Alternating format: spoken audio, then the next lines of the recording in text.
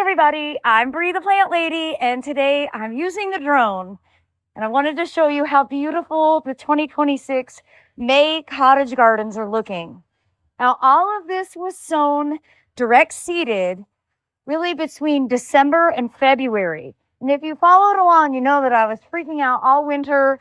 We had no rain, we were really cold, and I had really low expectations. But now, well, it almost appears like I know what I'm talking about. This is one of the best poppy larkspur nigella displays that I have ever created. I've been doing this for 26 years. So as we walk along to this border, I'm like over the moon excited with all of the color that is now in full bloom. There's so much pollinator activity. If you are into bees and butterflies, you absolutely have to grow this cool season cottage garden mix. Now, I'm located in central North Carolina, Fuquay Varina, which is now designated as a zone 8. Again, these get direct sown. These plants don't transplant well.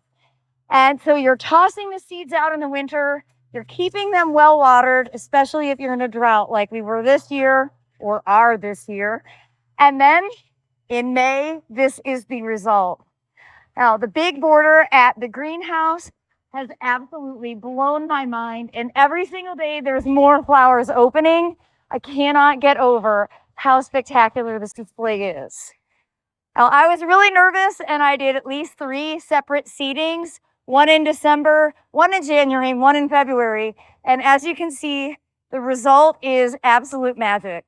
And no, I don't thin at all. And that's a big misconception. When you thin, you actually put too much space between the plants. And then if you do get rain, they tend to collapse. So you're better off to let them fight it out and have a really bold, full display so that they look like this in the